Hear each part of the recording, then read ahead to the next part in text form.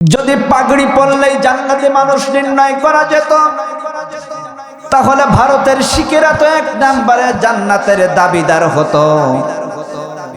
যদি টুপি পরিধান করলে, টুপি মাথায় দিলে পরে জান্নাতি মানুষ নির্ণয় করা যেত, তাহলে স্বামী বিবেকানন্দ তো এক নম্বরের জান্নাতি মানুষের কাতারে চলে যেত। কথা বলেন ঠিক কিনা? সম্মানিত একান্ত আপনজনেরা আমার, আল্লাহ রাব্বুল আলামিন বলেন, বান্দা যদি তাদের জীবনে তিনটা শর্ত পূরণ করতে পারে, জোরে বলেন কয়টা? আরো জোরে বলেন। বান্দা যদি তাদের জীবনে তিনটা শর্ত পূরণ করতে পারে, আমি আল্লাহ রাব্বুল আলামিন বান্দাদের জীবনের সমস্ত গুনাহগুলো মাফ করে দিয়ে, গুনাহগুলো পরিবর্তন করে গুনাহের জায়গায় সওয়াব দিয়ে ভরে দেব।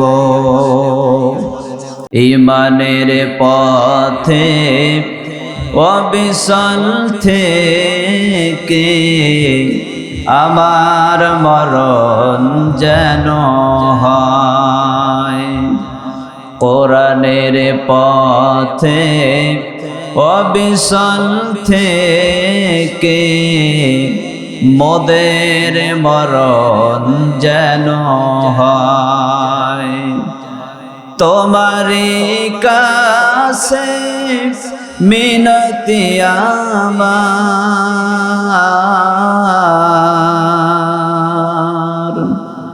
তোমারই কাছে মিনতি আমার, মহামহিম দয়াময়, ঈমানের পথে অবিচল থেকে আমার মরণ যেন হয়। আর যারা মুমিন না, তারা বলবে সামি'না ওয়া আসাইনা, শুনলাম এগুলো এখানে ছেড়ে দিয়ে হেঁটে দিলাম, মানলাম না। আল্লাহ রাব্বুল আলামিন বলেন, তিনটা শর্ত যদি বান্দা পূরণ করতে পারে, আমি আল্লাহ তাআলা তাদের জীবনের সমস্ত গুনাহগুলি পরিবর্তন করে সওয়াব বানায়া দেব। প্রথম নাম্বার শর্ত হলো ইল্লা মান তাবা। আল্লাহ তাআলা বলেন, বান্দা যদি তওবা করতে পারে, আমি রব্বুল আলামিন বান্দার জীবনের সমস্ত গুনাহগুলো পরিবর্তন করে সওয়াব বানায়া দেব। জোরে বলেন সুবহানাল্লাহ। সম্মানিত একান্ত আপনজনেরা আমার, আগে আপনাকে আমাকে বুঝতে হবে তওবা অর্থ কি। তওবা অর্থ হলো প্রত্যাবর্তন করা বা ফিরে আসা। আমাদের সমাজে আমরা অনেকে সালাম ফিরানোর পরে, নামাজের শেষে সালাম ফিরানোর পরে আসসালামু আলাইকুম ওয়া রাহমাতুল্লাহ, আসসালামু আলাইকুম ওয়া রাহমাতুল্লাহ, তাওবা, আস্তাগফিরুল্লাহ, আস্তাগফিরুল্লাহ, আস্তাগফিরুল্লাহ, এগুলো পড়ি কি পড়ি না? কিন্তু দেখা যায় অনেক মানুষ আছে যারা তওবার অর্থ না জানার কারণে তওবাও করে, পরের জমির আইল ঠেলে, তওবাও করে, খাদ্যে ভেজাল দেয়, তওবাও করে, ওয়ারিসদেরকে ঠকায়, তওবাও করে, মানুষদের উপরে জুলুম করে, তওবাও করে, কিছু না করতে পারলেও মিথ্যা মামলা দেয়, তা না হতে পারলেও মিথ্যা মামলার সাক্ষী হয়। এভাবে করে মানুষ, কিছু কিছু মানুষ এই সমাজের মধ্যে এই সমস্ত অপরাধীমূলক কর্মকাণ্ডের সাথে জড়িত। জোরে বলেন তো আছে না নাই? কিছু না হলেও ইসলামের বিরুদ্ধে অবস্থান নিয়ে, ইসলামের বিরুদ্ধে কোরআনুল কারীমের উপরে লেবেল লাগিয়ে কোরআন থেকে মানুষদেরকে দূরে সরানোর চেষ্টা করে, ওই ব্যক্তি আবার কিন্তু নামাজও পড়ে। কথা বলেন ঠিক কিনা? আসতেছে সামনে আবার নামাজের মৌসুম, ইমানদারদের ঠেলায় আমরা ইমামতি করার চান্সও পাবো না। অনেক ক্যান্ডিডেট আছে সারা জীবন নামাজ নাই, রোজা নাই, জিকির নাই, আজকার নাই, কোরআন তেলাওয়াত নাই। যখন নির্বাচন আসে আর ভোট আসে ওই সময় এক ব্যক্তি 3 জায়গায় ঈদের নামাজ আদায় করে, কোন জায়গায় উজু করে না। এরকম ক্যান্ডিডেট আছে না নাই? তার মানে জনগণ যেন বোঝে যে অমুক সাহেব আমাদের কত ভালোবাসে, তাই আমাদের এলাকায় এসে, আমাদের গ্রামে এসে ঈদের নামাজ পড়েছে। কথা বলেন ঠিক কিনা? সম্মানিত একান্ত আপনজনেরা আমার, আল্লাহ রাব্বুল আলামিন কোরআনুল কারীমের মধ্যে বলেন, ওয়ালাইসাতিত তাওবা, একই পাপের কাজ যারা বারবার করে তাদের জন্য তওবা নাই, তাদের তওবা আল্লাহ কবুল করবেন না। ওয়ালাইসাতিত তাওবা,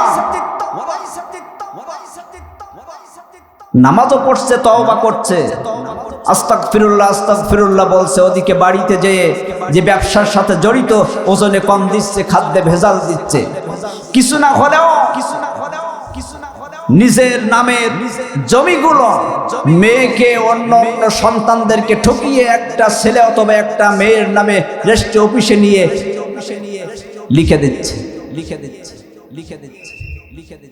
ভাই ভাইকে ঠকাচ্ছে, অথচ নামাজ পড়ে তাওবা আস্তাগফিরুল্লাহ পড়ছে। একই পাপের কাজ যারা বারবার করে, তওবা করার অর্থ হলো ফিরে আসা বা প্রত্যাবর্তন করা। একই পাপের কাজ যারা বারবার করবে তাদের তওবা আল্লাহ কবুল করবেন না, তাদের তওবা কোনো তওবাই না।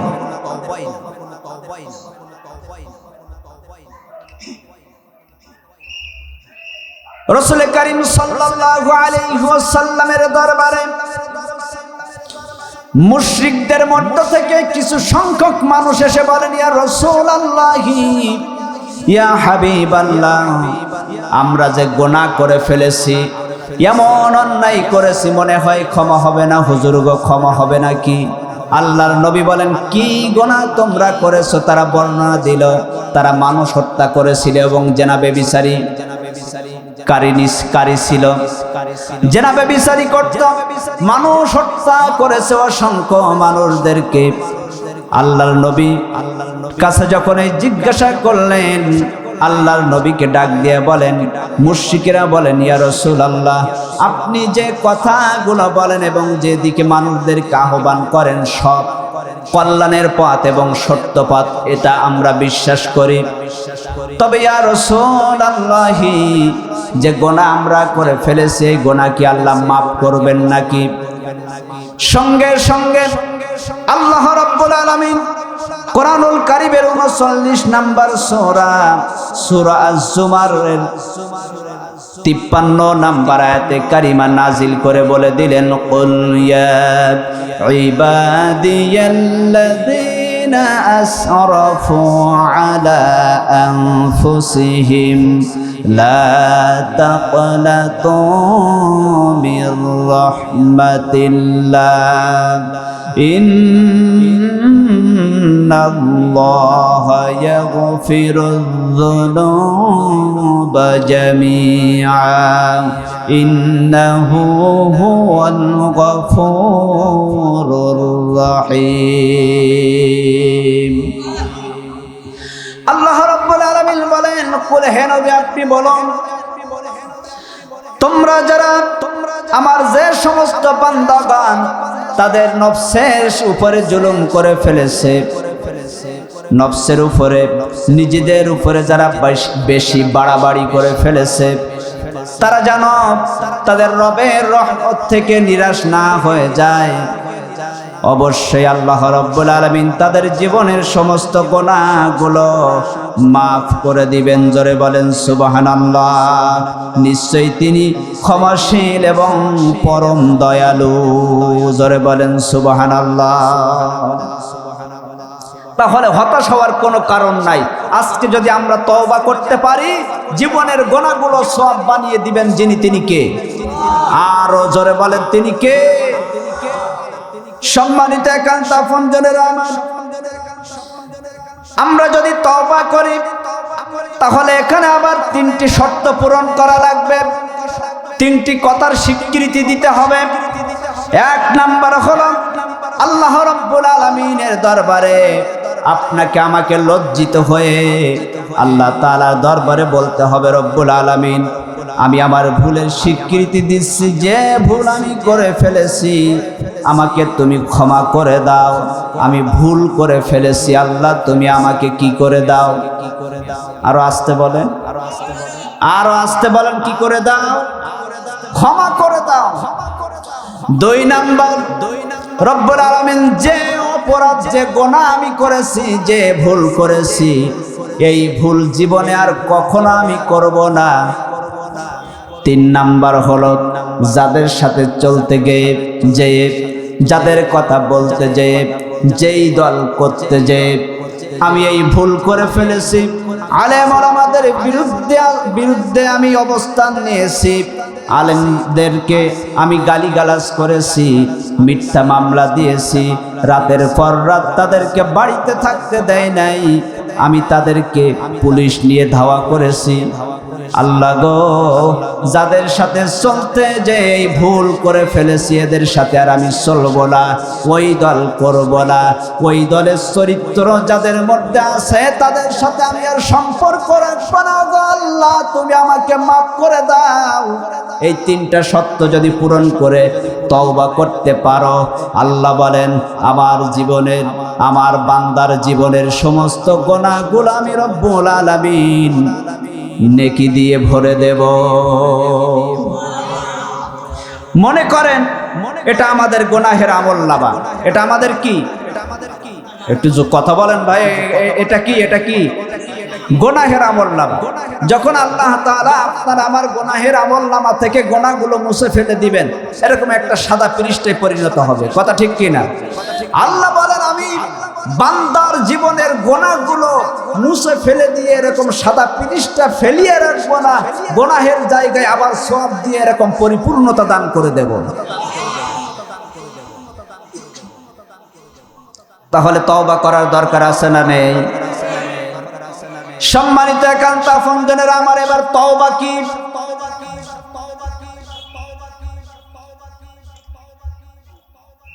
এটা যশোর জেলা, যশোর জেলার একটা শহর আছে না, কোন দিকে, কোন দিকে, এইদিকে না, যশোর জেলার একটা শহর আছে, ওদিকে আমাদের দক্ষিণবঙ্গ সাতক্ষীরা জেলার গা ঘেঁষে যাওয়া সুন্দরবনের একটা জঙ্গল আছে, মাঝখানে একটা নদী বয়ে গিয়েছে যশোর জেলার শহরের গা ঘেঁষে সুন্দরবনের জঙ্গলের দিকে। মাঝ বরাবর ঘাটে একটা নৌকা বাঁধা আছে। নৌকা বাঁধা থাকলে একটা মাঝি দাঁড়িয়ে আছে, একজন ভদ্র মুরব্বী লোক এসে নৌকায় উঠে দাঁড়িয়ে মাঝিকে বলছে, মাঝি বাইতে থাকো, বাইতে থাকো, বাইতে থাকো। মাঝি নৌকা বাও, মাঝি বলছে মুরব্বী নৌকা কোন দিকে বাবো? আমরা বর্তমান যেখানে আছি এখান থেকে একদিকে আছে যশোর শহরের ঘাট, অপর দিকে আছে সাতক্ষীরা সুন্দরবন জঙ্গলের ঘাট। কোথায় যাব?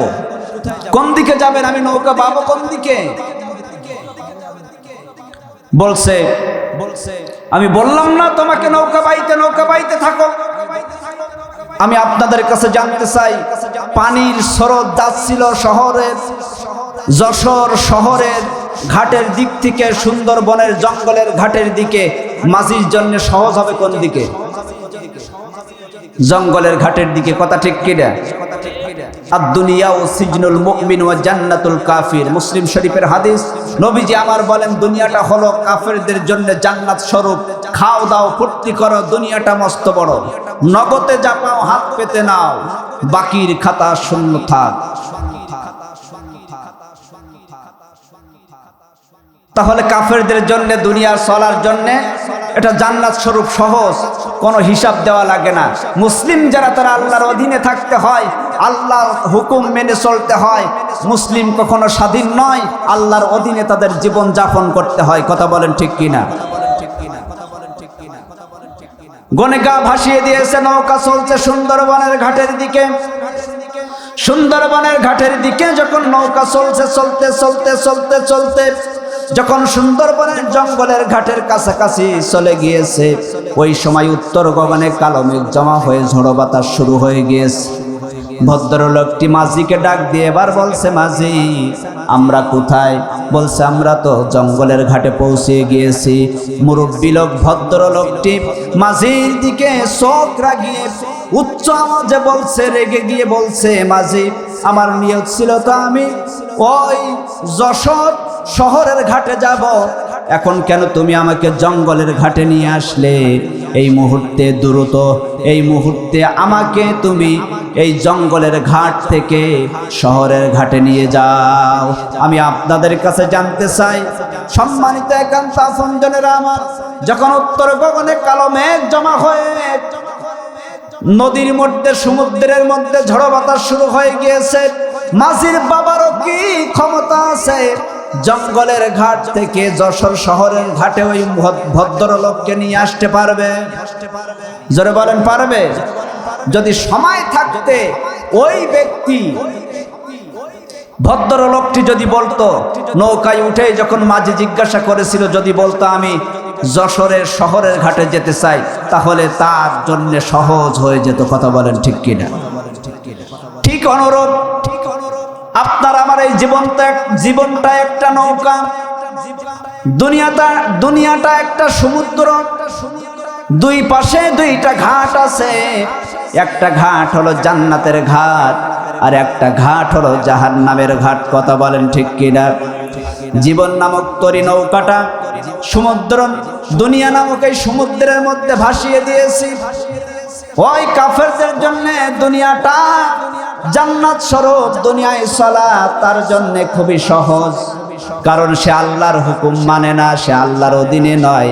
মুমিন বান্দা যারা তারা, তাদেরকে আল্লাহর অধীনে জীবন যাপন করতে হয়। কথা বলেন ঠিক কিনা? জীবন যাপন করতেছে কাফিরি হালাতে। ওই দুনিয়ায় যেমন সমুদ্রের মধ্যে নৌকা চালাতে মাঝির জন্য সহজ হয়ে গিয়েছিল, যদি ওই সমুদ্রের পানির স্রোত যাচ্ছিল ওই দিকে, ঠিক অনুরূপ দুনিয়ার এই সমুদ্রের মধ্যে আপনার আমার জীবন নামক তরিটা কাফেরদের জন্য চালানো সহজ। তাই আমি আপনার আমার জীবন নামক তরিটা ভুল পথে চালাতেই আছি। চালাতে চালাতে যখন আমি একেবারে জাহান্নামের ঘাটে পৌঁছে যাবার উপক্রম হয়ে গিয়েছে, ওই সময় আপনার আমার জীবন নামক তরি দুনিয়া নামক এই সমুদ্রের মধ্যে ঝড় উঠে গিয়েছে। তার মানে হলো মালাকুল মউত আজরাইল আলাইহিস সালাতু ওয়াস সালাম এসেছে আপনার আমার জান কবজ করার জন্য। ওই সময় আপনার আমার হুঁশ ফিরেছে, আহারে কোথায় আমি তো একেবারে জাহান্নামের দ্বার প্রান্তে পৌঁছিয়ে গিয়েছি। কে আসো? আমার ছেলে মেয়ে কোথায় আসো? আমার স্ত্রী পুত্র পরিজন, আমার ভাই বেরাদার আপনজন, এই মুহূর্তে দ্রুত আমাকে এই জাহান্নামের ঘাট থেকে জান্নাতের ঘাটে নিয়ে যাও। আমি বলি আপনাদের কাছে জিজ্ঞাসা করি, আপনারা জ্ঞানী গুণী সুখীজন অল্প কথায় বুঝে লন, বলেন তো দেখি, ওই মৃত্যুর সময় কি আপনারা আমার আপনজনেরা শত চেষ্টা প্রচেষ্টার পরেও জাহান্নামের ঘাট থেকে আপনাকে আমাকে জান্নাতের ঘাটে নিয়ে যেতে পারবে? তাহলে উচিত হচ্ছে ওই মাঝি যখন দাঁড়িয়ে ওই ভদ্রলোকের কাছে জিজ্ঞাসা করেছিল আমি নৌকা কোন দিকে চালাবো, তখন বলতে হতো আমি যশোরের শহরের ঘাটে যেতে চাই, শহরের ঘাটের দিকে চালাও। আপনার আমার জীবনটা জাহান্নামের ঘাটের দিকে না চালিয়ে এই মুহূর্তে আপনাকে আমাকে সজাগ হয়ে আপনার আমার জীবনটা জান্নাতের ঘাটের দিকে চালানোর দরকার। জোরে বলেন তো আছে না নাই? শহরের ঘাটে আপনাদের যশোর শহরের মধ্যে বাস টার্মিনাল আছে, বাস স্ট্যান্ড আছে, ওখানে বিআরটিসি গাড়ির টিকিট কাটলেন, খুলনা ফুলতলায় যাবেন আপনি, অথবা ফুলবাড়ি গেট যাবেন। সম্মানিত একান্ত আপনজনেরা আমার, খুলনা ফুলবাড়ি গেটে যাওয়ার জন্যে বিআরটিসি কাউন্টারে যে আপনি একটা টিকিট কেটেছেন, আপনি সকালবেলা 10টার সময় টিকিট কাউন্টারে যেয়ে গাড়ির সিটে বসেছেন আর বলছেন, আল্লাহ সুবহানাল্লাযী সাখখারা লানা হাযা ওয়া মা কুন্না লাহু মুকরিনিন। যানবাহনে চড়ার দোয়া আপনি পড়ে নিলেন আর রব্বুল আলামিনকে বলছেন, রব্বুল আলামিন আমি সহি সালামতে খুলনা ফুলবাড়ি গেটে যেতে চাই, তুমি আমাকে সহি সালামতে ফুলবাড়ি গেটে পৌঁছায়া দাও। পাশের আমার সিটে পাশে যেই ব্যক্তি বসা ছিল ওই ব্যক্তি বলছে, ভাইজান আপনি কোথায় যেতে চান? আমি বললাম যে আমি যেতে চাই খুলনা ফুলবাড়ি গেট। বলছে এটা ফুলবাড়ি গেটে যাবে না, বিআরটিসি গাড়ি ঠিক আছে কিন্তু গাড়ি কিন্তু ভুল হয়ে গিয়েছে, গাড়ি কিন্তু পরিবর্তন হয়ে গিয়েছে, আপনি খুলনা ফুলবাড়ির গেটের গাড়িতে না উঠে চাঁপাইনবাবগঞ্জ কনসার্ট যেটা যাবে ওইটাই উঠেছেন। এখন আমি বলছি ভাই, ফতোয়া দিয়ে লাভ নাই। নবীজি বলেছেন ইন্নামাল আমালু বিন্নিয়াত, সকল কর্মের ফলাফল নিয়তের উপরে নির্ভরশীল। আমার নিয়ত আছে আমি ফুলবাড়ি গেটে যাব, বিআরটিসি গাড়ির টিকিটও কেটেছি, আমি বিআরটিসি গাড়িতে উঠেছি, আমি তো ফুলবাড়ি গেটেই যাব, কারণ আমার নিয়ত তো ঠিক আছে। আপনাদের কাছে আমার জিজ্ঞাসা হলো, বলেন তো ওই ব্যক্তি যদি গাড়ি পরিবর্তন না করে তাহলে খুলনা ফুলবাড়ির গেটে কি যেতে পারবে? তাহলে এর নাম হলো তওবা।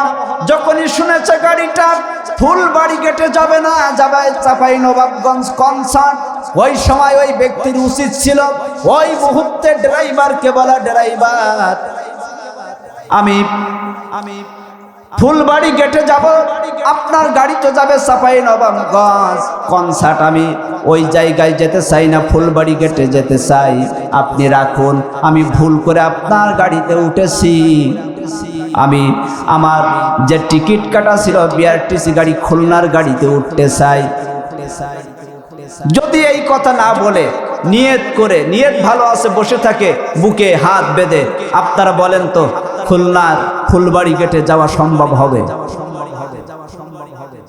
এর নাম হলো তওবা। ওই মুহূর্তে গাড়ি পরিবর্তন করা, গাড়ি বদল করা। আল্লাহ রাব্বুল আলামিন বলেন, ইয়াওমা নাদউ কুল্লা উনাসিম বিইমামিহিম, কিয়ামতের ময়দানে আল্লাহ রাব্বুল আলামিন ইমাম সহকারে তাদের কর্মীদেরকে হাসরের ময়দানে তুলবেন। নেতা যাবে আগে আগে, কর্মীরা যাবে পিছে পিছে। এখন কোন দলের নেতা আপনাকে আমাকে জান্নাতে নিয়ে যেতে চায়? এই গাড়িতে যারা আমি উঠেছি, সফল জীবন। আর যদি আপনার আমার এমন নেতা থাকে যার নামাজ নাই, রোজা নাই, এরপরে তার কোনো আখেরাত নাই, পরকাল নাই, ইসলাম নাই, আল্লাহ নাই, রসুল নাই, নামাজ কালাম পড়ে না, মোটেও 5 ওয়াক্ত, কিন্তু মদ গাঁজা চলে 5 ওয়াক্ত, এমন নেতা আছে না নাই? এমন নেতাদের কর্মী যদি হয়ে থাকি, এই মুহূর্তে আপনাকে আমাকে তওবা করে ফিরে আসতে হবে। যারা জান্নাতের পথ অতিক্রম করে জান্নাতের ঘাটের দিকে দুনিয়ার এই জীবন নামক তরিটা বাইতে আছে, তাদের সাথে আপনার আমার সম্পৃক্ত থাকার দরকার। জোরে বলেন তো আছে না নাই? এর নাম হলো তওবা। যদি তওবা করতে পারো বান্দা, তোমাদের জীবনের সমস্ত গুনাহগুলো আমার আল্লাহ সওয়াব বানায়া দিবেন। জোরে বলেন সুবহানাল্লাহ। তবে প্রথম নাম্বার সত্য হলো তওবা করা, দ্বিতীয় নাম্বার সত্য হলো ওয়া আমানা, ঈমান আনতে হবে। কি করতে হবে? আমরা এখানে যারা আছি সবাই ঈমানদার না? ঈমানদার কিনা? কারা কারা ঈমানদার? 2 হাত তুলে দেখান তো। লিল্লাহে তাকবীর, লিল্লাহে তাকবীর। আল কোরআনের আলো সংসদে জালো, লিল্লাহে তাকবীর। সম্মানিত একান্ত আপনজনেরা আমার, এবার আল্লাহকে বললাম, আল্লাহ এই দ্বিতীয় নাম্বারের শর্ত তো আমরা পূরণ করেই বসে আছি। আল্লাহ বলেন না ওই ইমানে তোমরা তোমাদের গোনাগুলো সওয়াব বানাতে পারবে না, আর আমি আল্লাহ দেব না। আল্লাহকে বললাম রব্বুল আলামিন তাহলে কিভাবে ঈমান আনতে হবে? আল্লাহ তাআলা বলেন তোমাদেরকে আমার নবীর সাহাবায়ে কেরামদের মতো ঈমান আনা লাগবে। আল্লাহকে বললাম আল্লাহ কিভাবে সেই ঈমান আনতে হয়? রব্বুল আলামিন ডাক দিয়ে বলেন ফামাইয়াকফুর বিত্তাগুতি ওয়া ইউমিন বিল্লাহ ফাকাদ ইসতামসাকা বিল উরওয়াতিল উসকা লা ইনফিসামা লাহা ওয়াল্লাহু সামিউন আলীম। আল্লাহ বলেন বান্দা যদি সত্যি তোমরা ঈমান আনতে চাও তাহলে ফামাইয়াকফুর বিত্তাগুত, আগে তাগুতকে বর্জন করো, ওয়া ইউমিন বিল্লাহ, এরপর আল্লাহর উপরে ঈমান আনো। জোরে বলেন সুবহানাল্লাহ। এখন তাগুতকে আপনাকে আমাকে বুঝতে হবে। কোরআন সুন্নাহর বাইরে যত নিয়ম কানুন পথ পদ্ধতি আছে সব কিছু হলো তাগুত। এই তাগুতকে আপনাকে আমাকে বর্জন করতে হবে। কোরআন সুন্নাহর বাইরে যদি কোনো ব্যক্তি রাজনীতিও করে তাহলে তার ঈমান আল্লাহর দরবারে কবুল হবে না। কোরআন রসুলের রাজনীতি যারা গ্রহণ করবে না তাদের কোনো আমলই আল্লাহর দরবারে কবুল হবে না। একটা উদাহরণ দিচ্ছি। উদাহরণটি হলো আমরা যে মোবাইল ব্যবহার করি, মোবাইলের নাম্বারের সংখ্যা কয়টি? কয়টা? আমার নাম্বার হলো 01759180756। এখন এই জায়গায় 756 না দিয়ে যদি দেয় 856, সংখ্যা 11টা ঠিক আছে, একটা একটু পরিবর্তন হয়েছে। হাজারো বার যদি কোনো ব্যক্তি আমার সাথে যোগাযোগ করতে চায় পারবে? আরো জোরে বলেন পারবে? পারবে না। কারণ কি? একটা নাম্বার পরিবর্তন হয়েছে, সংখ্যা ঠিক আছে। একটা নাম্বারের একটা সংখ্যার পরিবর্তন হওয়ার কারণে যদি আপনার আমার যোগাযোগের মাধ্যমে যাকে আমি চাচ্ছি তাকে যদি না পাই, নামাজ আছে রসুলের মতো, রোজা আছে রসুলের মতো, হজ আছে রসুলের মতো, দাড়ি টুপি জুব্বা পাগড়ি সব কিছু বেশ রসুলের মতো, কিন্তু রাজনীতিটা হলো কাফের মুশরিক বেঈমানদের মতো। রসুলেরটা যদি না হয়, বিশ্বাস করুন আপনার আমার মোবাইল নাম্বারের সংখ্যা 11টি, সংখ্যা ঠিক আছে। একটা সংখ্যার একটা নাম্বারের 11টি সংখ্যার একটি অক্ষর একটা সংখ্যা পরিবর্তনের কারণে যদি আমার মতো আমিনুরকে আপনারা যোগাযোগের মাধ্যমে কল দিয়ে হাজারো বার চেষ্টা করার পরেও যদি না পান, রং নাম্বারে যদি চলে যায়, বিশ্বাস করুন আল্লাহর নামের কসম করে বলি, আপনার আমার নামাজ রোজা হজ যাকাত তাসবিহ তাহলিল কোরআন তেলাওয়াত মসজিদ মাদ্রাসা নির্মাণ এতিম মিসকিনদেরকে খাওয়ানো, খাদ্যে ভেজাল না দেওয়া, এতিম মিসকিনদের খাওয়ানো, মানুষের হক আদায় করা কোনো উপকারে আসবে না। আপনার আমার সমস্ত নেক আমল আল্লাহর দপ্তরে জমা হবে না, সবই রং নাম্বার শয়তানের দপ্তরে যে জমা হবে। কথা বলেন ঠিক কিনা? সম্মানিত একান্ত আপনজনেরা আমার, এই যে একটা 20 টাকার নোট, এই 20 টাকার নোটে এই সাইটে ছাপা সব ঠিক আছে, এই সাইটে শুধুমাত্র এক কোণা এরকম 3 ভাগের 1 ভাগ ছাপা নাই। এই টাকাটা যশোর শহরে চলবে? ঝিকরগাছা থানায়, শার্শা থানায় চলবে না? আচ্ছা, এটা হয়তো নরমাল জেলা, নরমাল থানা, রাগ করেন না, উদাহরণ দিচ্ছি। ঢাকা ধানমন্ডিতে নিয়ে গেলে চলবে? চলবে না? কোন জায়গায় এই টাকা চলবে না, কারণ ছাপা আছে, সব কিছু ঠিক আছে, শুধুমাত্র এই সাইটে কিছু জায়গায় ছাপা নেই। এজন্য এই টাকাটা আপনি আমি যশোর শহরে নিয়ে গেলে শহরের মার্কেটে এটা জাল টাকা, খুলনা শহরে নিয়ে গেলে এটা খুলনার শহরে জাল টাকা। আপনি আমি যদি এটা নিয়ে যাই, ঢাকার শহরে, তাহলে ঢাকার শহরের বাজারে গিয়ে যখন আমি এই টাকাটা দেব, ওই টাকাটাও ওই সময় জাল টাকায় পরিগণিত হবে। কথা বলেন ঠিক কিনা? নামাজ, রোজা, হজ, যাকাত, কোরআন তেলাওয়াত সবকিছু ঠিক আছে, রসুলের রাজনীতি নাই।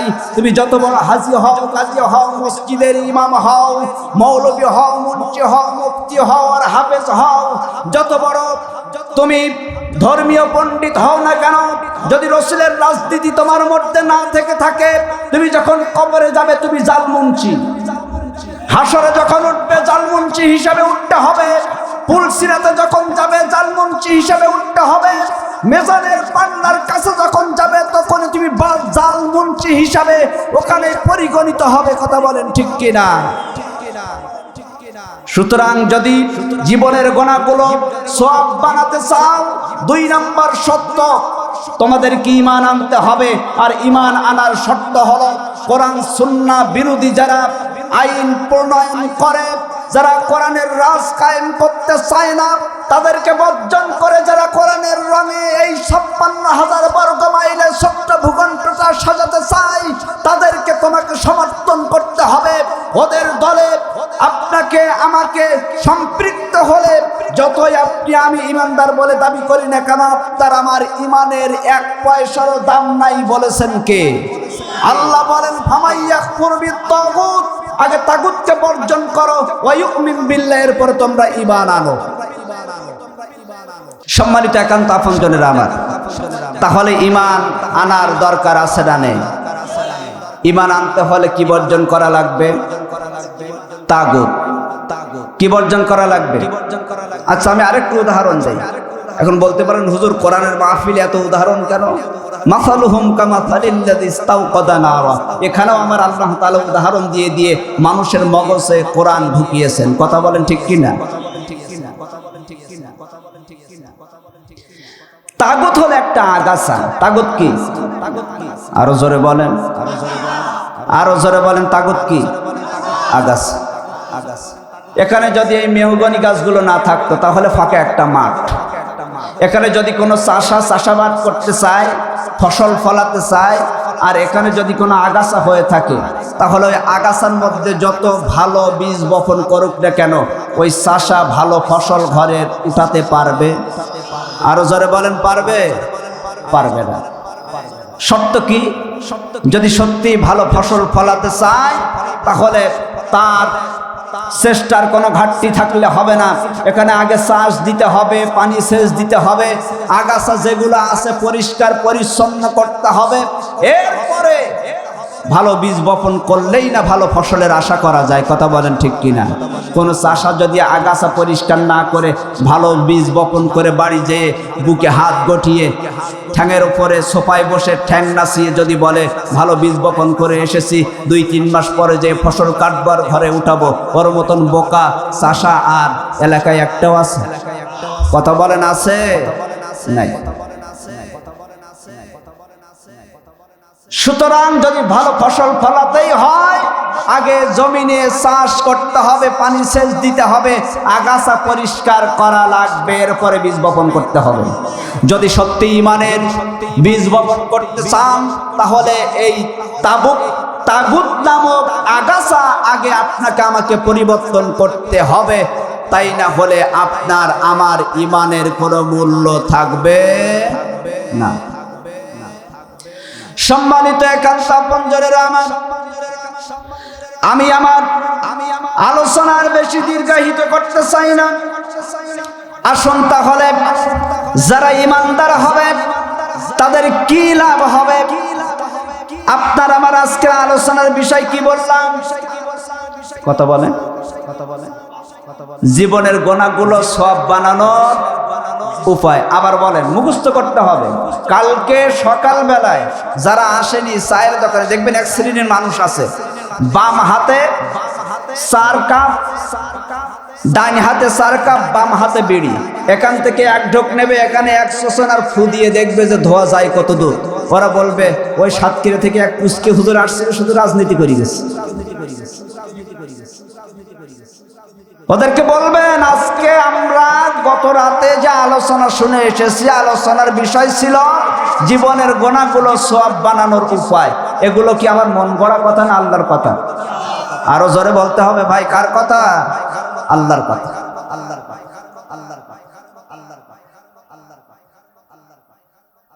সম্মানিত একান্ত আপনজনেরা আমার,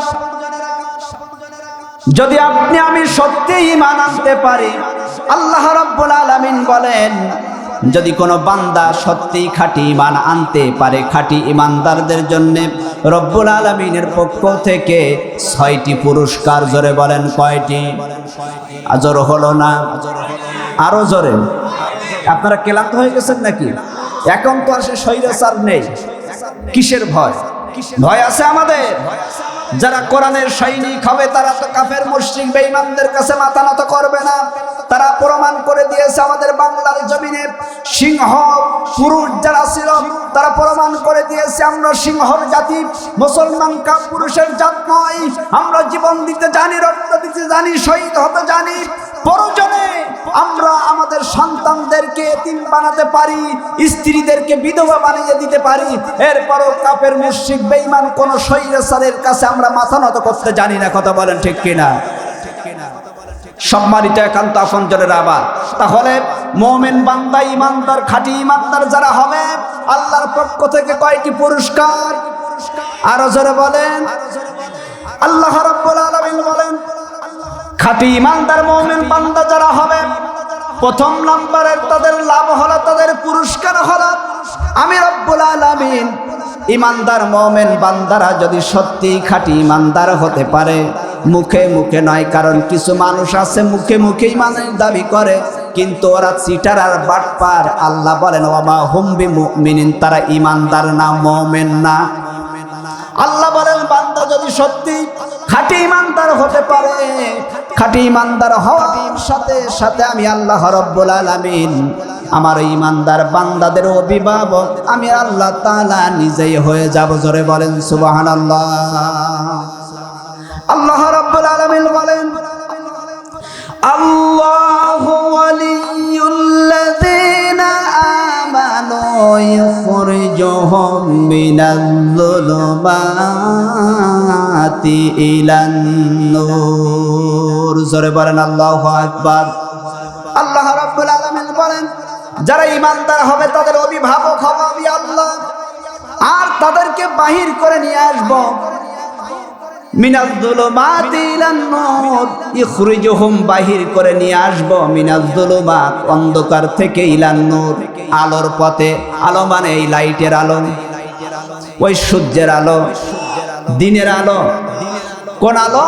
আল ইসলামু নূরুন, ইসলাম হলো একটা আলো, ইসলাম একটা লাইট।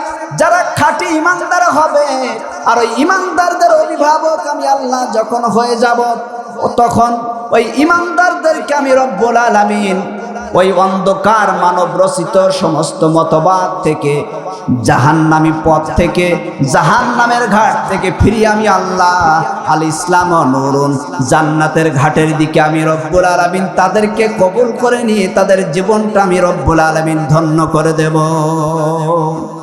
তাহলে আমাদের অভিভাবককে, আমরা যদি সত্যি ঈমানদার হতে পারি, আমাদের অভিভাবককে জোরে বলেন কে? আল্লাহ।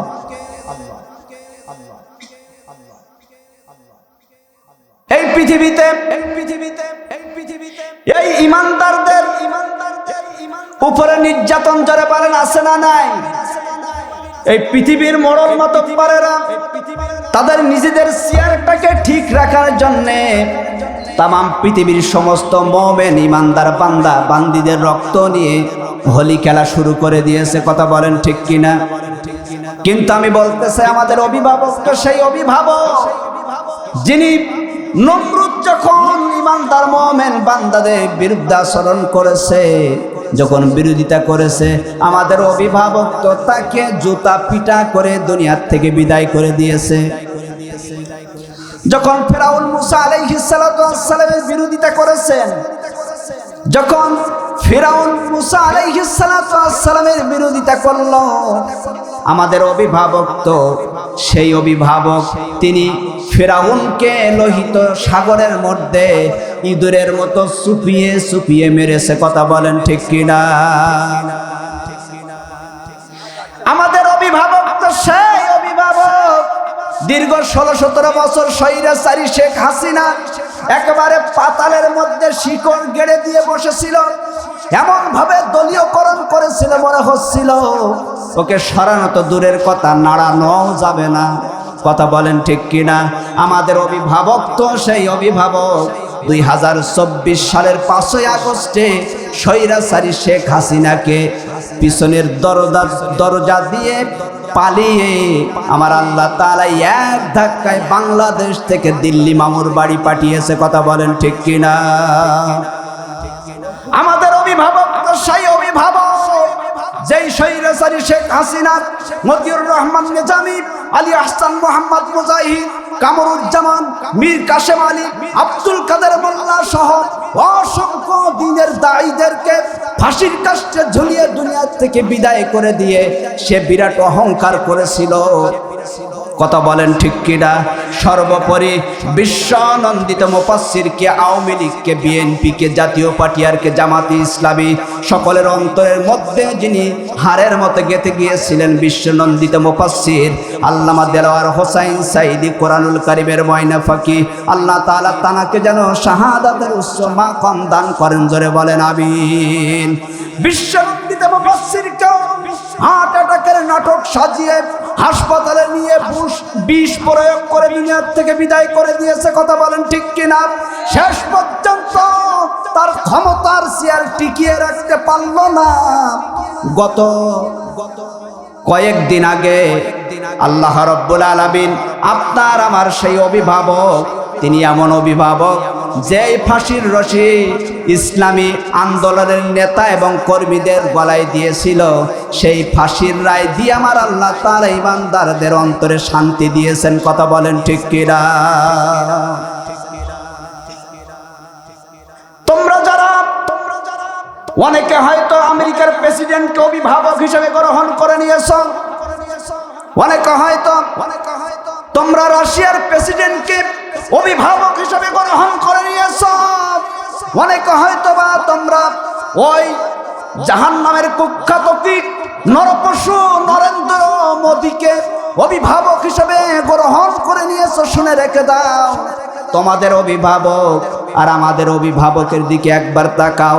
আমাদের অভিভাবক আমার আল্লাহ, তিনি বলেন আমি এমন অভিভাবক, ইচ্ছা করলে আমি আল্লাহ তাআলা সম্মানও দিতে পারি, সম্মানের চেয়ার থেকে বেইজ্জতি করে জুতা পিটা করেও বিদায় করতে পারি। কথা বলেন ঠিক কিনা? আমাদের অভিভাবকদের সেই অভিভাবক, তিনি বলেন কুলিল্লাহুম্মা মালিকাল মুলকি তুতিল মুলকা মান তাশাউ ওয়া তানজিউল মুলকা মিম্মান তাশাউ ওয়া তুইজ্জু মান তাশাউ ওয়া তুযিল্লু মান তাশাউ বিয়াদিকাল খায়র ইন্নাকা আলা কুল্লি শাইইন কাদির। জোরে বলেন আল্লাহু আকবার।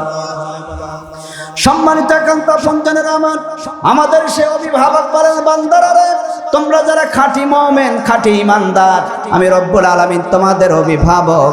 শুনে রেখে দাও, আমি সেই অভিভাবক যাকে খুশি আমি আল্লাহ তাআলা ক্ষমতা দান করি, যাকে খুশি আমি রব্বুল আলামিন ক্ষমতা ছিনিয়ে নেই, যাকে খুশি আমি আল্লাহ তাআলা সম্মান ইজ্জত দান করি। আবার ক্ষমতা দিয়ে আমি তাকিয়ে তাকিয়ে দেখি লিনানদুরা কাইফা তা'মালুন, তার আমলটা কেমন হয়।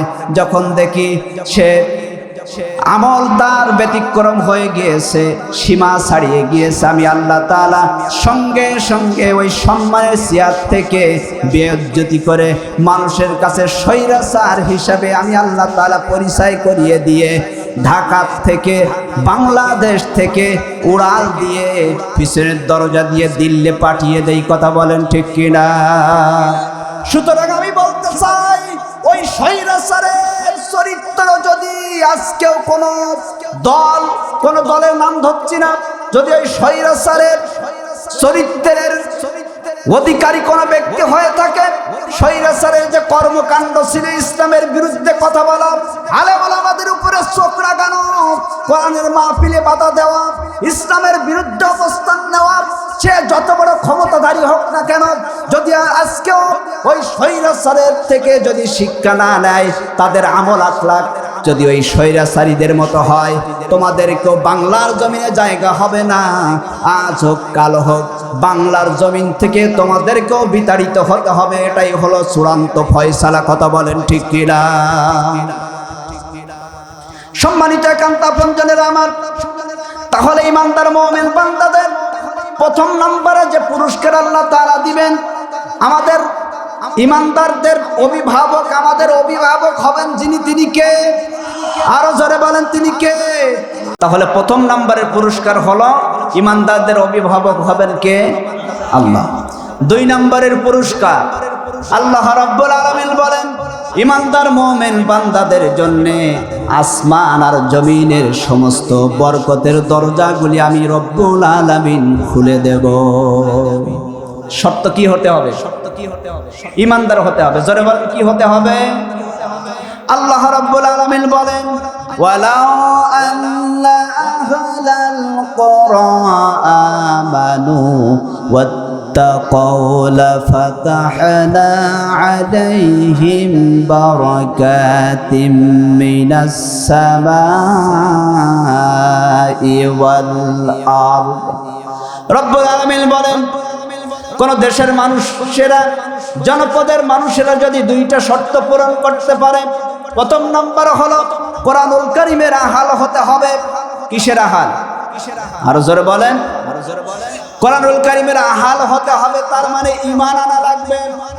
দ্বিতীয় নম্বর হলো তাদের রবকে না দেখে, রবকে ভয় করে তাদের জীবন যাপন করা লাগবে। আল্লাহ তাআলা বলেন, যদি আমার বান্দারা ঈমান আনে আর কোরআনের আহাল হওয়ার পরে যদি আমাকে ভয় করে জীবন যাপন করে, ও পৃথিবীর মানুষেরা শুনে রেখে দাও, আমি রব্বুল আলামিন ওয়াত্তাকাউ লাফাতাহনা আলাইহিম বারাকাতিম মিনাস সামাই ওয়াল আরদ, আসমান আর জমিনের সমস্ত বরকতের দরজাগুলি আমি আল্লাহ তোমাদের জন্য খুলে দেব। অনাবৃষ্টি হবে না, অতিবৃষ্টি হবে না। যখন যে সময় ফসলের জন্য বৃষ্টির প্রয়োজন, ফসলের জন্য উপকার উপযোগী বৃষ্টি আল্লাহ তাআলা দান করবেন। রব্বুল আলামিন বলেন, আমি আল্লাহ তাআলা এভাবে করে যখন তোমাদের জন্য ফসল প্রয়োজন, ওয়া আনজালা মিনাস সামাই মাআ, আসমান থেকে বৃষ্টি বর্ষণ করি। আল্লাযী জাআলা লাকুমুল আরদা ফিরাশান ওয়াস সামাআ বিনাআ ওয়া আনজালা মিনাস সামাই মাআন ফাআখরাজা বিহি মিনাত থামারাতি রিজকান লাকুম ফালা তাজআলু লিল্লাহি আনদাদান ওয়া আনতুম তা'লামুন। আল্লাহ বলেন, ওই আসমানকে আমি তোমাদের জন্য করেছি ছাদ, আর জমিনকে করেছি বিছানা। ওয়া আনজালা মিনাস সামাই মা, আর ওই আসমান থেকে বৃষ্টি বর্ষণ করে পানি দিয়ে আমি আল্লাহ তাআলা ফাখরাজা বিহি মিনাত থামারাতি রিজকান লাকুম, তোমাদের জন্য রিজিকের বন্দোবস্ত আমি আল্লাহ তাআলা নিজেই করে দেই। জোরে বলেন সুবহানাল্লাহ। সময় মতো বৃষ্টি হবে, কোনো দুর্ভিক্ষ থাকবে না। এই জমিনটাকে আল্লাহ তাআলা ফুলে ফলে সুশোভিত করে বান্দাদের রিজিকের বন্দোবস্ত করবেন। বান্দা রিজিকের জন্য কারো কাছে হাত পাততে হবে না। জোরে বলেন সুবহানাল্লাহ। তাহলে দুই নাম্বার পুরস্কার হলো খাঁটি ইমানদারদেরকে আমার রব্বুল আলামিন আসমান আর জমিনের সমস্ত বরকতের দরজা খুলে দিয়ে বান্দাদের জীবনে পুরস্কার দিয়ে ধন্য করে দিবেন। জোরে বলেন সুবহানাল্লাহ। তিন নাম্বার, আল্লাহ রাব্বুল আলামিন সংগঠিত মহা ক্ষতি থেকে বান্দাদেরকে বাঁচিয়ে দিবেন। বান্দারা মহা সংগঠিত ক্ষতি মধ্যে আর থাকবে না। আমার আল্লাহ তাআলা তাদেরকে পুরস্কার দান করবেন। জোরে বলেন সুবহানাল্লাহ। তাহলে বান্দা 2 নম্বরের পুরস্কার দিবেন রব, যদি খাঁটি ইমানদার হতে পারি। 2 নম্বরের পুরস্কার কি? কি? আসমান আর জমিনের সমস্ত বরকতের দরজা আমার আল্লাহ খুলে দিবেন। 3 নম্বর হলো সংগঠিত মহা ক্ষতি থেকে আল্লাহ তাআলা বাঁচিয়ে দিবেন। ওয়াল আসরি ইন্নাল ইনসানা লাফি খুসর। আল্লাহ বলেন ওয়াল আসরি, সময়ের কসম, জগতের কসম, ইতিহাসের কসম, ইন্নাল ইনসানা লাফি খুসর, নিশ্চয় সমস্ত মানুষ ক্ষতির মধ্যে শামিল। ইল্লাল্লাযীনা আমানু, তারাই ব্যতীত যারা নাকি ঈমানদার। জোরে বলেন সুবহানাল্লাহ। 4 নম্বরের পুরস্কার হলো আল্লাহ রাব্বুল আলামিন বলেন, যুগে যুগে কালে কালে আমি আল্লাহ রাব্বুল আলামিন খাঁটি ঈমানদার বান্দা বান্দীদেরকে বিজয় দান করব। আল্লাহ রাব্বুল আলামিন বলেন, ওয়ালা তাহিনু ওয়ালা তাহজানু ওয়া আনতুমুল আ'লাউনা ইন কুনতুম মুমিনিন।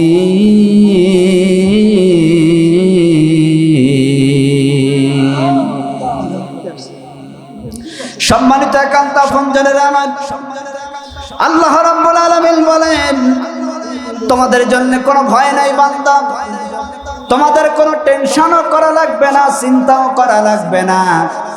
ওয়া আনতুমুল আ'লাউনা ইন কুনতুম মুমিনিন, তোমরাই বিজয়ী হবে, তোমরাই বিজয় অর্জন করবে যদি তোমরা ঈমানের দাবি পূরণ করতে পারো। জোরে বলেন সুবহানাল্লাহ।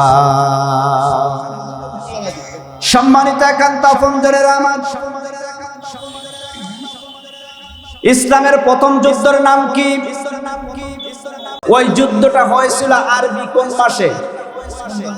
রমজানুল মুবারকে। কোন মাসে? রমজান মাসে। ওই রমজান মাসের কত তারিখে যুদ্ধ হয়েছিল? 17ই রমজান। ইসলামের প্রথম যুদ্ধ ছিল বদরের যুদ্ধ। এই বদরের যুদ্ধে মুসলমানদের সংখ্যা ছিল 313 জন, কাফেরদের সৈন্য সংখ্যা ছিল হাজারেরও বেশি। সৈন্য সংখ্যার মধ্যে 313 জন বলেন তো কিছুই নাকি? যদি সবাই মিলে ধরে 313 জনকে ফিসে ফেলে দেবে, কোনো টু শব্দ হবে না। কথা বলেন ঠিক কিনা? কিন্তু আল্লাহ তাআলা বলেন, ওই সময় ওই 313 জন ঈমানের বলে বলিয়ান হয় দ্বীনের জন্য তারা লড়াই করেছিল। আমি রব্বুল আলামিন তাদেরকে বিজয় দান করেছিলাম। তাহলে আল্লাহ রাব্বুল আলামিন বলেন, যুগে যুগে কালে কালে ঈমানদারেরাই বিজয়ী হবে। সুবহানাল্লাহ বলবেন না? সম্মানিত একান্ত আপনজনেরা আমার, বদরের যুদ্ধের দিনে আবু জেহেল খানে কাবার গিলাফ ধরে আল্লাহ তাআলাকে ডাক দিয়ে বলেছিল, এমন একটা জায়গা যেখানে হাজরা আসওয়াদ পাথর এবং খানে কাবার যে দরজা আছে ওর মাঝখানে একটা জায়গা আছে, ওই জায়গাটার নাম হলো মুলতাজাম। জায়গাটার নাম কি? আরো জোরে বলেন। মুলতাজাম। ওই জায়গায় দাঁড়িয়ে যারা দোয়া করে তাদের দোয়া আল্লাহ তাআলা ফিরত দেন না। কোন কাফেরও যদি ইসলামের পক্ষে দোয়া করে ফেলেন, ওই দোয়াটাও আল্লাহ কবুল করে নেন। সুবহানাল্লাহ বলবেন না? আবু জেহেল খানে কাবার গিলাফ এভাবে ধরেছে, ধরে বলছে, ইয়া রব্বি কাবা, হে কাবার মালিক। কাবার মালিক কে? তাহলে আবু জেহেল কাকে ডাক দিয়ে বলছে?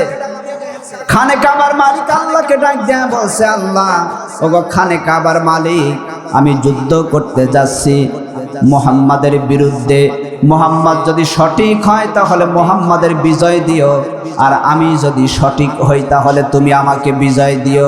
আসলে পাগলের মাথা খারাপ হলে যা হয় তাই হচ্ছে। কথা বলেন ঠিক কিনা? দোয়া করে চলে গেল বদরের ময়দানে। সম্মানিত একান্ত আপনজনেরা আমার, বদরের ময়দানে গেল। বদরের ময়দানে যাওয়ার পর আবু জেহেল শক্ত মাটি দখল করে নিয়েছে। মুসলমানদের জন্য এমনিতেই মুসলমানদের সৈন্য সংখ্যা কম, আবার বালু মাটি রেখে দিয়েছে, বালু জায়গা রেখে দিয়ে আবু জেহেল শক্ত জায়গা দখল করে নিয়েছে। শক্ত জায়গায় শক্তি প্রয়োগ করা যায় বেশি, কথা ঠিক কিনা? আবু জেহেল শক্ত মাটি দখল করেছে। রাসূল করিম সাল্লাল্লাহু আলাইহি ওয়াসাল্লাম এসে ওই অবস্থা থেকে সেজদায় পড়ে আল্লাহর দরবারে কাঁদা শুরু করেছে। আল্লাহ, আজকে ইসলামের প্রথম যুদ্ধ যদি আমরা পরাজয় বরণ করি, কাফের মুশরিক বেঈমানেরা মুসলমানদেরকে কচু কাটা করবে, আজকে ইসলাম থাকবে কি থাকবে না এখান থেকেই চূড়ান্ত ফয়সালা হবে। আল্লাহ, তুমি আমাদেরকে সাহায্য করো। রাসূল করিম সাল্লাল্লাহু আলাইহি ওয়াসাল্লাম সেজদায় পড়ে কাঁদতেছেন। আল্লাহ রাব্বুল আলামিন আমার নবীকে পাঠিয়ে দিলেন। আল্লাহ তাআলা আমার নবীজির কাছে জিব্রাইলকে পাঠিয়ে দিলেন। জিব্রাইল রে, আমার বন্ধুকে যে সান্ত্বনা বাণী শোনাও, আমার বন্ধুর ক্রন্দন আমি সহ্য করতে পারি না, আমার বন্ধুকে জানিয়ে দাও আজ বদরের ময়দানে আকাশ থেকে 1000 রহমতের ফেরেশতা দিয়ে আমার হাবিবকে আমি সাহায্য করব। জোরে বলেন সুবহানাল্লাহ। নবীজি তাও মাথা উঠান না। জিব্রাইলকে আল্লাহ তাআলা আবার ডাক দিয়ে বলেন, জিব্রাইল রে, ও জিব্রাইল, আমার হাবিবকে যে আবার বলো আজ এই বদরের ময়দানে আমার হাবিবকে সাহায্য করার জন্য আমি আল্লাহ তাআলা আকাশের জগৎ থেকে 3000 রহমতের ফেরেশতা নিযুক্ত করব। নবীজি তবুও মাথা উঠান না। আবার আল্লাহ তাআলা জিব্রাইলকে পাঠিয়ে দিলেন, জিব্রাইল রে, আমার হাবিবকে যে সান্ত্বনা দেওয়ার বলো, আমার হাবিবকে মাথা উঠাতে বলো, কারণ আমি বন্ধু হয়ে বন্ধুর কষ্ট সহ্য করতে পারি না। আকাশের জগৎ থেকে 5000 রহমতের ফেরেশতা দিয়ে আমার হাবিবকে আজকে আমি আল্লাহ তাআলা সাহায্য করব। নবীজি তবুও মাথা উঠান না। আল্লাহ তাআলা আমার রাসূলের মনের ব্যাপারটা বুঝতে পেরেছেন। হযরত জিব্রাইলকে আল্লাহ তাআলা ডাক দিয়ে বলেন, জিব্রাইল রে, তুমি মাঝখান থেকে সরে যাও, সরাসরি আমার হাবিবের সাথে কথা বলতে চাই, সরাসরি কথা বলবো। আল্লাহ তাআলা আমার নবীজির সাথে সরাসরি যত জায়গায় কথা বলেছেন তার মধ্যে উল্লেখযোগ্য স্থান হলো বদরের প্রান্তর। বদরের প্রান্তরে আল্লাহ তাআলা আমার নবীজির সাথে সরাসরি কথা বলে নবীজিকে ডাক দিয়া বলেন, হাবিব গো, আর কাঁদবেন না, মাথা উঠান। আমি বুঝতে পেরেছি আজ বদরের ময়দানের যুদ্ধের সেনাপতির দায়িত্ব, সেনাপতিত্বের দায়িত্ব আমি রব্বুল আলামিন নিজ হাতে গ্রহণ করে নিলাম। বলেন আর ভয় আছে? একান্ত আপনজনেরা, কাফের মুশরিক বেঈমানদের মধ্য থেকে যারা গ্রেফতার হয়েছিল, বন্দী হয়েছিল, তারা বলেছিল, হাত্তা বারিদা, আমরা দেখতে পেলাম পাহাড় থেকে যেন কারা এসে আমাদেরকে মারতেছে, শুধু বাড়ি লাগে, মানুষ দেখতে পাই না। আল্লাহ তাআলা সাহায্য করেছিলেন কি করেন নাই? আরো জোরে বলেন, করেছিলেন কি করেন নাই? কিভাবে সাহায্য করেছিলেন? আল্লাহ তাআলা হযরত মিকাইলকে ডাক দিয়ে বলেন, মিকাইল রে, তুমি কই? মিকাইল বলে, আল্লাহ, এই তো আমি। তোমার কাজ কি? বৃষ্টি বর্ষণ করা। তাহলে তুমি যাও, আকাশে এক খণ্ড মেঘ নিয়ে যাও, যেখানে কাফের মুশরিক বেঈমানরা দাঁড়িয়ে আছে শক্ত মাটির উপরে, ওখানে যে মুষলধারায় বৃষ্টি দাও। বলেন তো দেখি, শক্ত মাটির উপরে যদি বৃষ্টি হয়, পানি পড়ে, ওখানে কি হয়? পা দিলে স্লিপ টানবে না? আল্লাহ তাআলা ওদেরকে দুর্বল করে দিলেন। আবার আর এক খণ্ড মেঘ নিয়ে যাও, আর হাবিব সহ সাহাবায়ে কেরাম যেখানে দাঁড়ানো, বালুর উপরে বৃষ্টি বর্ষণ করো। বালুর উপরে পানি পড়লে বালু শক্ত হয় না নরম হয়? শক্ত হয়ে গেল। একটা যুগ উপযোগী ময়দান আল্লাহ তাআলা তৈরি করে দিলেন। আল্লাহ রাব্বুল আলামিন এভাবে করে মুসলমানদেরকে বিজয় দান করেন। কথা বলেন ঠিক কিনা? সম্মানিত একান্ত আপনজনেরা আমার, তাহলে আমরাও যদি আজকে খাঁটি ইমানদার হয়ে, ইমানের বলে বলিয়ান হয়ে, সংখ্যায় কম হয়েছে, তাতে কি হয়েছে? যদি আমরা সবাই নিজ নিজ দায়িত্বে কোরআন প্রসারের জন্যে, কোরআনের রাজ কায়েমের জন্যে নিজেরা নিজেদেরকে দায়িত্বশীল মনে করে নিজেরা দায়িত্ব নিয়ে যদি আজকের থেকে আগামীকাল সকাল থেকে যদি দাওয়াতি কাজ করতে পারি, আমরাও ইমানদার বদরের ময়দানে 313 জনকে আল্লাহ তাআলা হাজারের অধিক কাফেরদের মধ্য থেকে বিজয় দিয়েছিলেন। আল্লাহ তাআলা সেই আল্লাহ, জোরে বলেন তা আছে না নাই? আজও আছে। বয়সের ভারে মনে হয় দুর্বল হয়ে গিয়েছে। নাউজুবিল্লাহ। যে আল্লাহ বদরের ময়দানে সংখ্যায় কম ইমানদারদেরকে বিজয় দিতে পারেন, আজও সেই আল্লাহ আপনাকে আমাকে যদি খাঁটি ইমানদার নিয়ে যদি আমি ময়দানে কাজ করতে পারি, সেই আল্লাহ তাআলা আপনাকে আমাকেও বিজয় দান করতে পারেন কি পারেন না? জোরে বলে। অবশ্যই আল্লাহ তাআলা বিজয় দান করবেন। এখন বলতে পারেন হুজুর সব তো আমাদের বিরুদ্ধে, মার খেয়ে মরবো নাকি? কোন দল? ওটা ঠিক নেই। শর্ত তো দিন কায়েম করতেই হবে এটা না। আল্লাহ তাআলা বলেন ইউজাহিদুনা ফি সাবিলিল্লাহি বিআমওয়ালিকুম ওয়া আনফুসিকুম যালিকুম খায়রুল লাকুম ইন কুনতুম তা'লামুন। বান্দা তোদের জীবন দিয়েছে আমি আল্লাহ। জীবনের মালিক কে? আরো জোরে বলেন জীবনের মালিক কে? আল্লাহ বলেন তোদের জীবন দিয়েছে আমি আল্লাহ, তোদের সম্পদ দিয়েছে আমি আল্লাহ। আমার দেওয়া জীবন আর আমার দেওয়া সম্পদ দিয়ে আমার জমিনে আমার দিন কায়েমের জন্য চেষ্টা করবি, প্রচেষ্টা চালাবি, এটাই হলো শর্ত। কথা বলেন ঠিক কিনা? যদি এটা করতে পারো, আমি আল্লাহ তাআলা ওয়াদাবদ্ধ হলাম তোমরা যদি জীবিত থাকো তবুও পুরস্কার দেব, যদি মৃত্যুবরণ করো তারপরও আমি আল্লাহ তাআলা তোমাদেরকে পুরস্কার দান করব। ফালিউকাতিল ফি সাবিলিল্লাহিল্লাযীনা ইয়াশরুনাল হায়াতাদ দুনিয়া বিল আখিরাহ ওয়া মান ইউকাতিল ফি সাবিলিল্লাহি ফায়ুকতাল আও ইয়াগলিব ফাসাউফা নুতিহি আজরান আযীমা। আল্লাহ বলেন ইসলামের লড়াকু সৈনিক তো তারাই হবে যারা দুনিয়ার এই ক্ষণস্থায়ী জীবনটা ওই আখিরাতের অনন্তকালের জীবনের কাছে বিক্রয় করে দেবে। যদি তারা বিক্রয় করে দেওয়ার পরে দুনিয়ায় জীবিত থাকে, গাজী হয়ে ঘুরে বেড়ায়, আমি আল্লাহ তাআলা তাদেরকে পুরস্কার দেব। আর যদি মৃত্যুবরণ করে, শাহাদাত বরণই করে, আমি রব্বুল আলামিন আজরান আযীমা তাদেরকে মহান পুরস্কারে পুরস্কৃত করে দেব। ইমানদার খাঁটি মুমিন বান্দা যারা, তারা হাতির জাত, হাতি মরলেও লাখ টাকা, বাঁচলেও লাখ টাকা।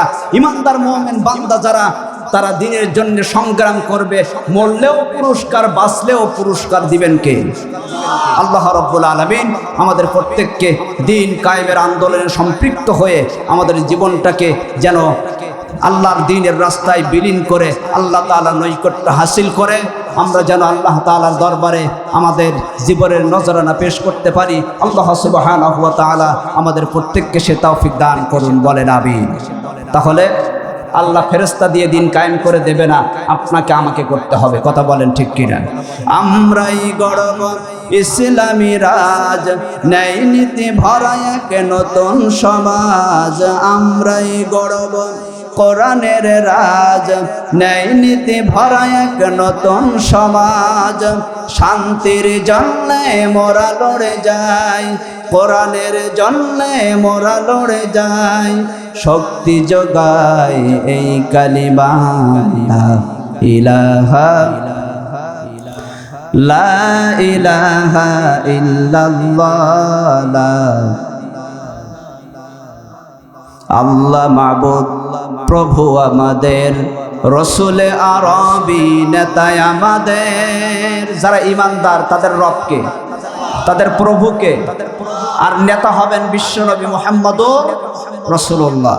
আল্লাহ মাবুদ প্রভু আমাদের, রসুলে আরবি নেতায় আমাদের। কোরআন হাদিস পথ আমাদের। যারা মুমিন তারা কোরআন সুন্নাহর বাইরে জীবন যাপন করতে পারবে। জোরে বলেন পারবে? তারাকতু ফিকুম আমরাইন লান তাদিল্লু মা তামাসসাকতুম বিহিমা কিতাবাল্লাহ ওয়া সুন্নাতা রাসূলি। নবীজি আমার বলেন আমি তোমাদের মাঝ থেকে বিদায় নিয়ে চলে গেলাম, রেখে গেলাম দুইটা জিনিস। একটা হলো আল্লাহর কোরআন আর আমার রাসূলের সুন্নাহ। যদি আল্লাহর কোরআন আর আমার সুন্নাহকে তোমরা আঁকড়ে ধরতে পারো, লান তাদিল্লু মা তামাসসাকতুম বিহিমা, তোমরা কখনো পথভ্রষ্ট হবে না। জোরে বলেন সুবহানাল্লাহ। তাহলে আমরা ইমানদার মুমিন বান্দা যারা কোরআন সুন্নাহর বাইরে তারা কখনো চলতে পারবে না। আসুন আল্লাহ সুবহানাহু ওয়া তাআলা আমাদের বাকি জীবনটা যেন কোরআন সুন্নাহর জন্য চালানোর তৌফিক দান করেন। আমিন।